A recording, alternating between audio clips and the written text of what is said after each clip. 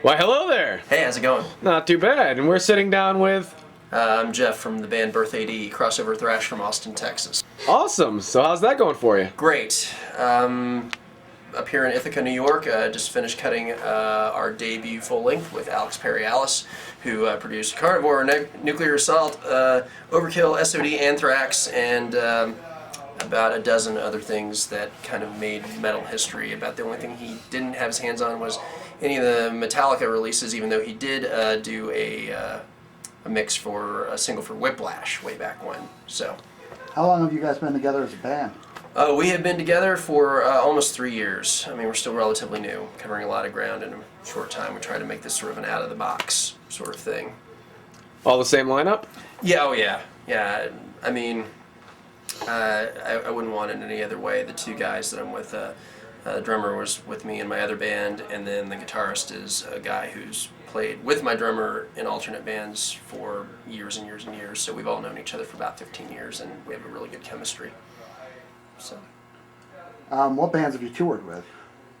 Oh, Birth AD has not toured with too many bands so far, but we have opened for a lot of bands, kind of regionally. We've opened for DRI, Forbidden, Death Angel, God, who else? Rigor Mortis, that old kind of famous death thrash band from Texas.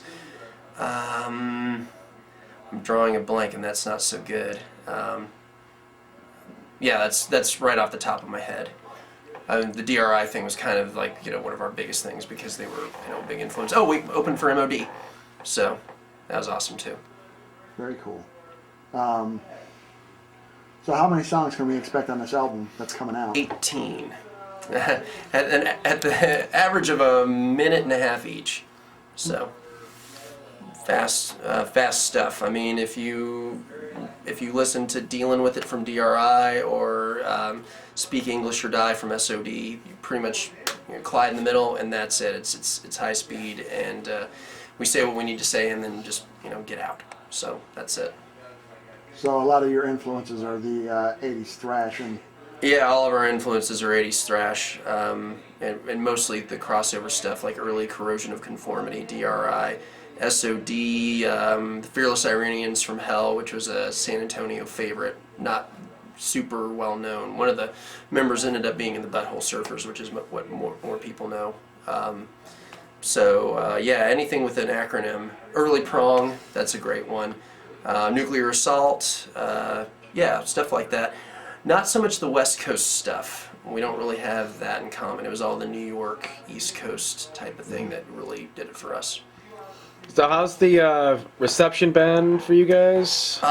Really surprisingly good. We kind of put this together as a lark, but that's kind of how that always goes. I think every band, they have their story. Every band that's like kind of doing something, that came out of nowhere, they're always like, yeah, we didn't think anything was going to happen. We just kind of put this together for fun. It's kind of like how every model used to tells the story about how when she was in high school, I was an ugly tomboy. I never expected to be in cover Victoria's Secret. It's like, yeah, that's BS. You were a cheerleader. So anyway, yeah, it's been great. We're still unsigned, but I think we're on the verge of changing that. There's a lot of interest tied to the band right now. We have actually a pretty visible fan base. I mean, worldwide. I went to a festival just as a fan in the north of Finland, right down by the Arctic Circle in a little town called Oulu, about a year and a half ago.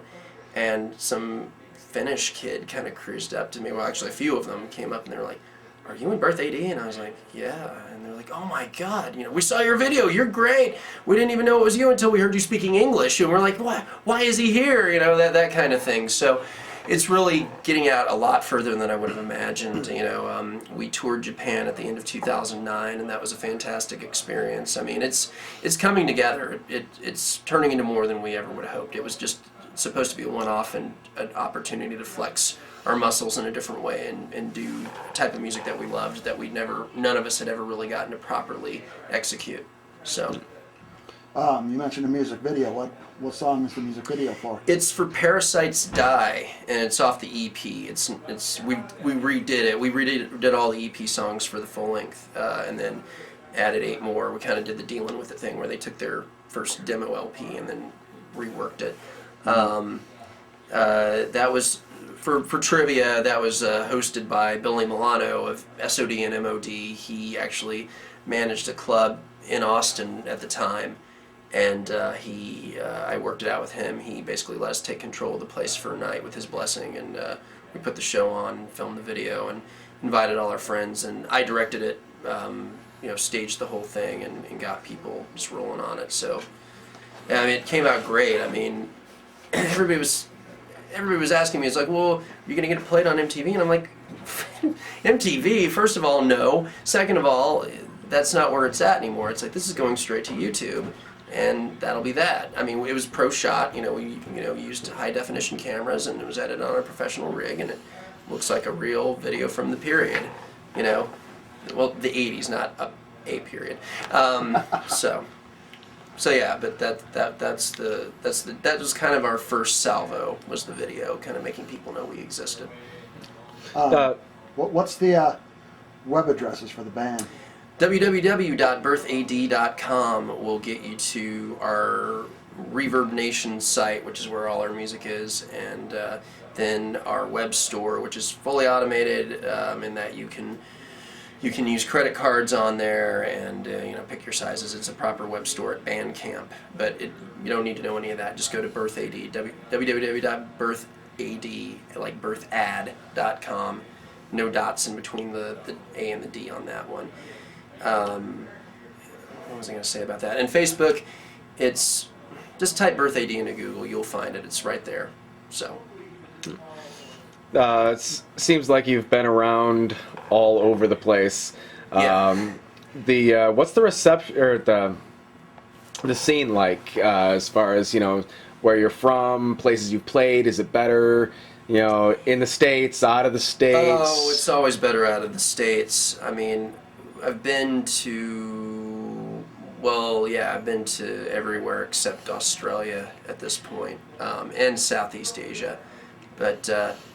Europe, of course, the scene is really, really good and vibrant, and people are really still very excited about, what's going on, and that's where metal would not really be alive in any earnest fashion right now if it wasn't for Europe. I mean, we've always owed it to them. I mean, the UK created metal as we know it.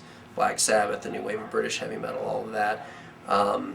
And mainland Europe is keeping it alive. Actually, the UK is not holding up their end of things at all anymore. They haven't produced a viable band in years and years and years, but they try to act like that's not true. It's really funny. They hump a lot of their bands. I mean, and act like it's still good as gold, but it isn't. I mean, there's a couple of really great bands from there, but they're not huge or anything. And then Germany, the Germans are spoiled. The Dutch are pretty cool. I mean, I could go country by country. The French scene is still pretty excellent. We've always had a great time there. The Canadian metalheads are still really awesome. I mean, up in Alberta area, Toronto's still a really great scene. Montreal is really, really good. The French Canadians they're maniacs. I love it there. It's really great to play.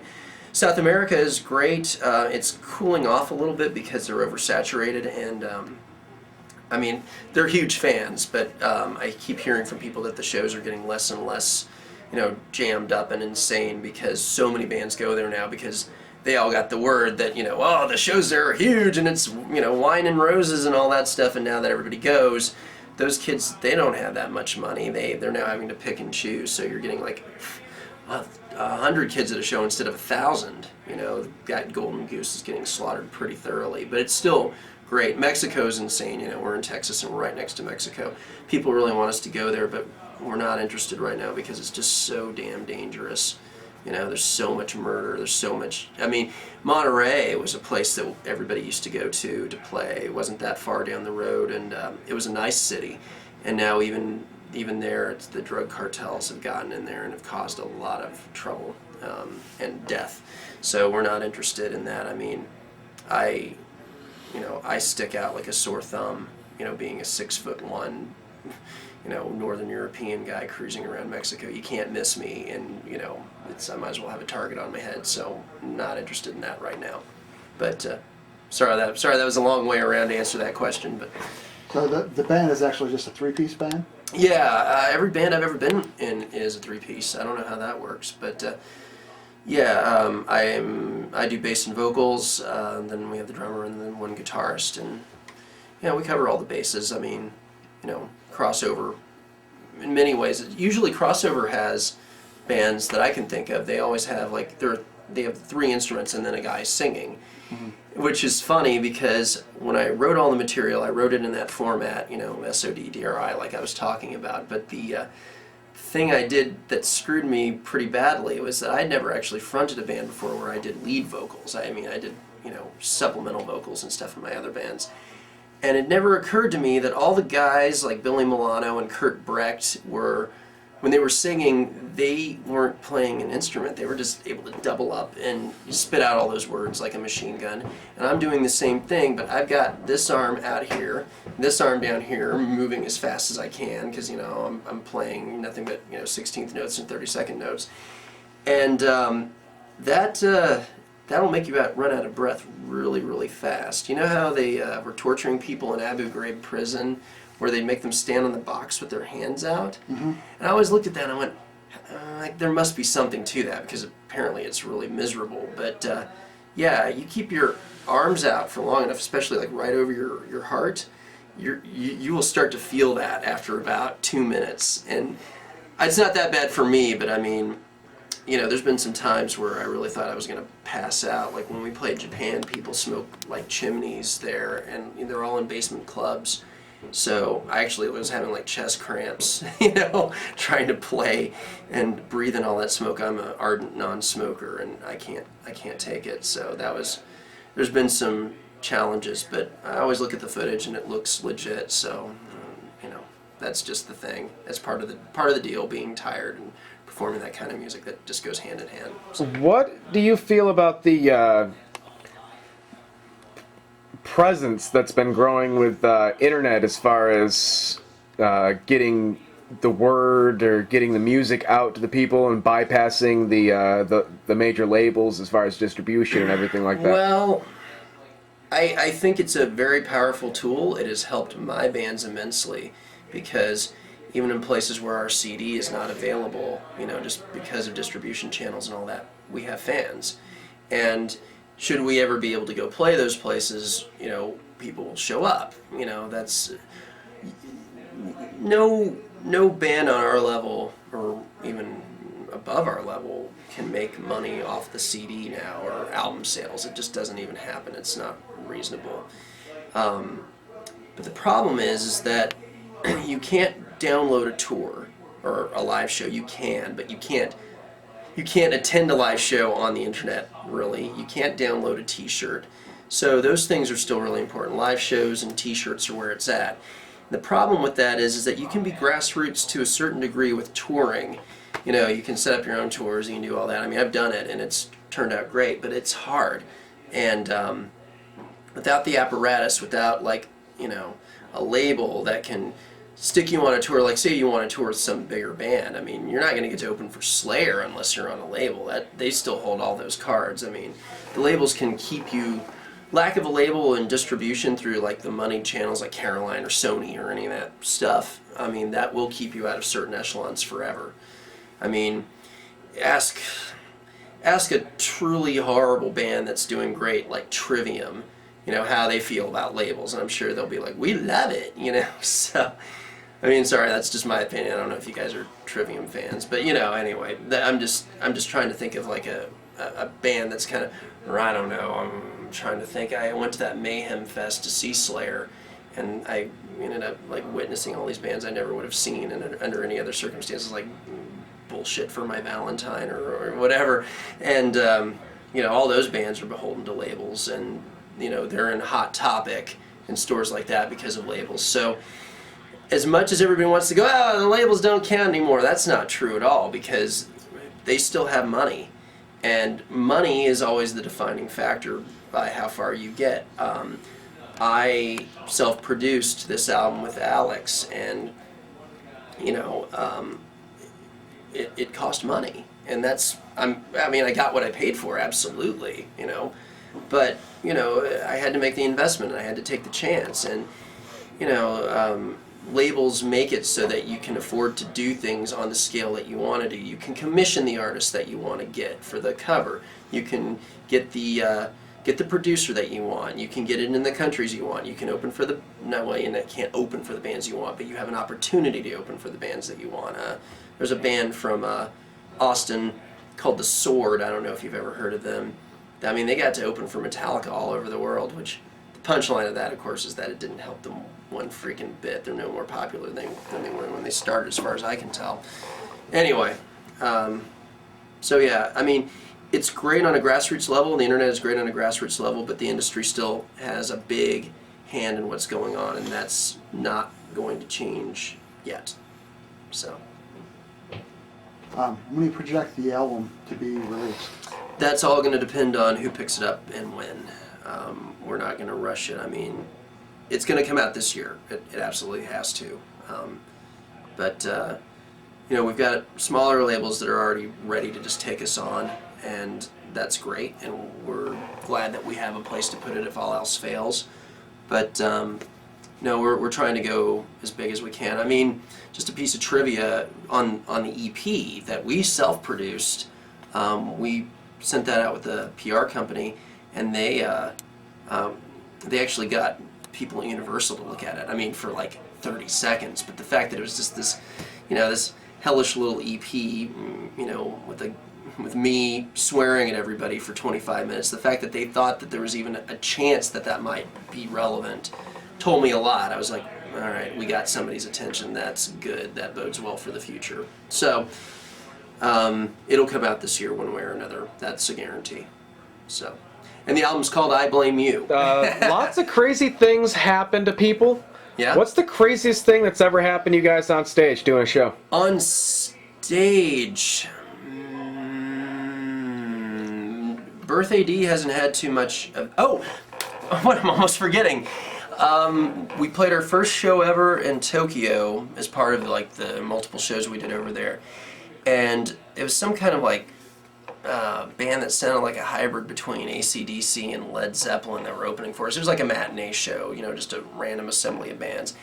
And the singer was really doing his, you know, Bon Scott deal. He had the voice kind of thing.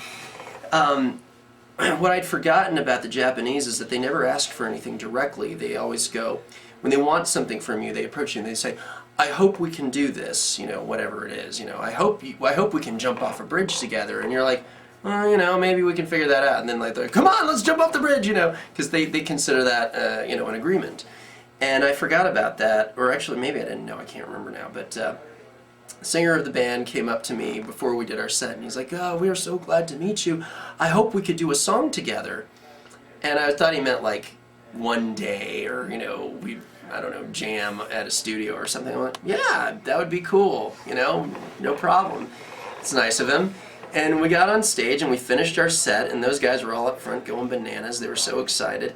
And then that singer pops out on stage. My drummer was exhausted, you know, we were still at jet lag and everything, and we played this ridiculous fast set.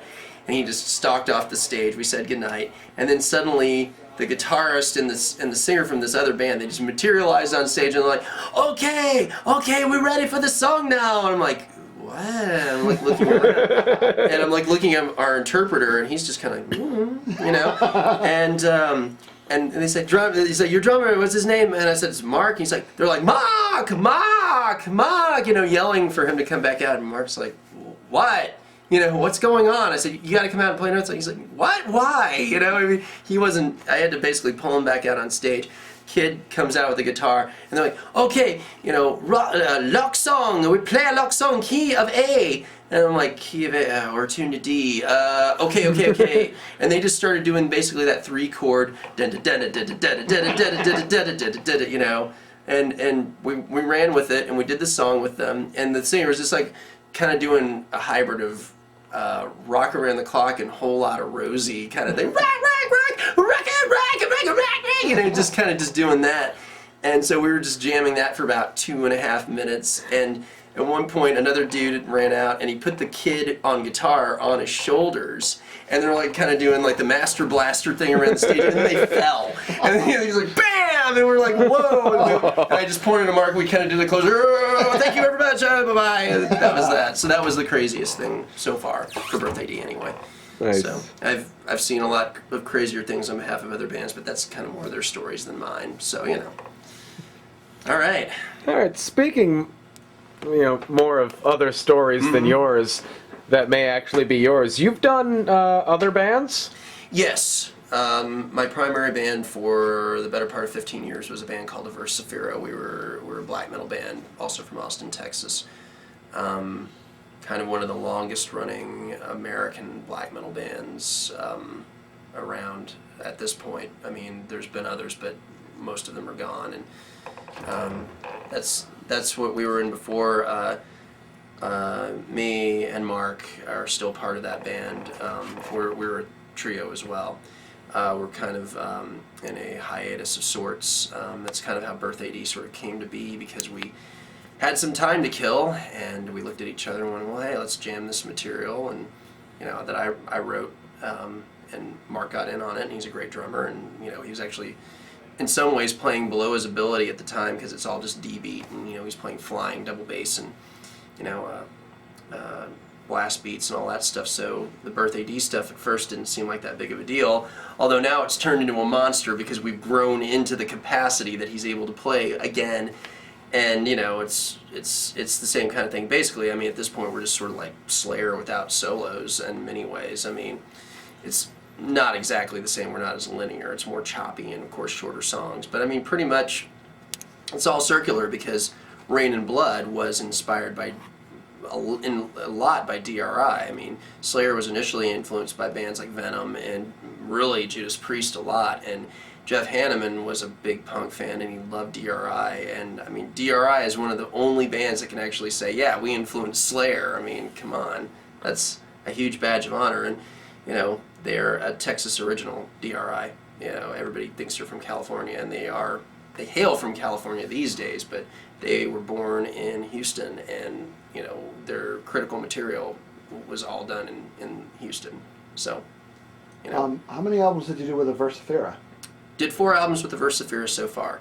The most recent one came out on Candlelight Records in 2008. So as you're sensing, there's kind of a big gap there, but we only average about an album every 3 years as it is. So, that's not really unusual for us. We still have one more to do with Candlelight, contractually, and I mean, we're happy with what they did for us. I mean, it's not about that at all. The climate of black metal, especially in America, has changed a lot, and not for the better. People never really got it, and they really don't get it now. Everything's all, I don't know if you've heard about it, but it's like post-black metal, which is basically like, it's kind of like alternative rock with diminished chords. It's crap, utter crap. I mean, we're a paint and spikes, leather, kind of band, and all these other bands, they're just basically calling it post-black metal, which gives them the opportunity to play in their thrift store clothes, and claim that they're a black metal band, which is just fucking bullshit. And I do want to go on the record saying that. That's pretty important, because I've kind of declared war on all that stuff. Black metal's always been about the war on Christianity, but I mean, ultimately, like a lot of scenes, the enemy is within. That Cascadian black metal idiocy, all that stuff from Washington State, Wolves in the Throne Room, fuck that. Liturgy from Brooklyn, New York, hipster black metal for hipster faggots. And I don't mean that as far as sexual preference. I'm talking about just poncy guys who like to wear lots of lavender or whatever, Mm-hmm. I don't like any of that stuff. I'm really against it. I think it's causing horrible damage to the very narrow legacy that was created by bands like Profanatica and Absu and Necrovore and Judas Iscariot and bands like that. It's also really interesting when the European bands come over, like I said, I work for Marduk, and somebody was trying to bring up bands for like Leviathan from California, which is one of those. They kind of predated that by a little bit, but they sort of fed into that whole post-black metal thing. And the singer of Marduk was so great about it because somebody was trying to hip him to that, and he didn't know what it was. He's like, what? And he's like, Leviathan, they're from California. And he's like, I don't know what that is, and I don't want to know. And I think that's the right attitude, and I think that says everything there is to say. Like, Immortal's not listening to that stuff, and, you know, guys in Mayhem aren't going, let's listen to some American post-black metal. Oh, that'd be great. You know, they don't care. I mean, none of those guys care. The Europeans don't know who you are. So what does that tell you? You know, they know who Absu is. They know who we are, but they don't know who Wolves in the Throne Room are. They don't care about, you know, Krallis. That's the other band I was trying to think of. So, you know, it's this little circle jerk where, you know, those bands only count to themselves and they're like little hip fan base, but they don't really have any bearing on the metal world at large. And I think, you know, they're not going to be much more than just an asterisk in the big metal history book at the end of the day. Was there any videos for Averse Sefira? Yeah, there was one official video that we did for Plaga Braha off of our third album, Tetrachromatical Astigmata. That was filmed live at the Trois Rivières Metal Fest in Montreal when we were doing direct support for Behemoth. So that was the official one. I directed and, you know, edited all that. I do all my own videos. I mean, I want that to change, but at this point, that's what we do. There's been a ton of fan videos from Averse Sefira. We're not really a video kind of band. We were going to do this video with this great artist, Selden Hunt, who's Australian, but he lives in New York City. He was going to do a video with us, and it just didn't come together. We couldn't get budgeting for it at the time, and then the concept just kind of didn't line up. We're very ethereal in that we don't have a lot of physical concept. It's all very, you know, kind of at the back of the mind. So how do you put that on film, you know? I mean, it ultimately... More like let the music speak for itself. Yeah, it ultimately becomes just a proposition of having another live video, and that gets old after a while. Mm-hmm. You know, I want to do a proper official video for the new album with Birthday D, for instance, and I've already got a concept for that. And, you know, it's going to be, you know, prop-oriented, and we're actually going to get a director for it. You know, there's a lot of independent film directors now who do great work because, you know, digital cameras are easy to get a hold of, and, you know, all the editing suites are easy to get a hold of now. That's really cool. That's actually done more for having control of your own media than MP3s and the internet has, in my opinion, in terms of that. It's just the computers in general, the digital formats have made it really amazing as far as being able to make your own product with music and with videos in particular. I mean, I see fan videos that are just incredible. You know, stuff that looks better than, you know, big, you know, you'll see fan movies of adaptations of things from comic books that no one's ever going to actually make into a film, and they look amazing. I mean, they're only like 60 seconds or like a fake preview or something, but there's tons of potential in that, and so we're gonna do something like that for Birthday D. So yeah, that'll be great. Very cool. If there was any one instrument that you could bring into the band that isn't currently there, what would it be? Nothing. No, like tuba. No. No. That plays right into what I was talking about with that post-black metal thing, where you try to make it novel or trivial, and that's not what it's about. Bagpipes? No. Absu did that, and it was appropriate because it was an introduction and then a closing thing, and they were doing a whole kind of occult Celtic history thing. So yeah, I mean, if a band has a place for it, and if there's a reason for it, then that's fine. If they're doing it for the sake of bringing it into it, I mean, you kind of illustrated my points. Like, chasing novelty is not what metal is about. Doing, you know, going with the feeling that you have, a sense that you have, even if it's weird or unconventional, that's fine. But when you're pandering and when you're trying to go, hey, look, I have a didgeridoo and it's metal, isn't that crazy? That's defeating the purpose, and that's when you're just sort of playing into the hands of just the hip arrivists who are just gonna use this music like shake and bake bags, and that'll be the end of it, you know.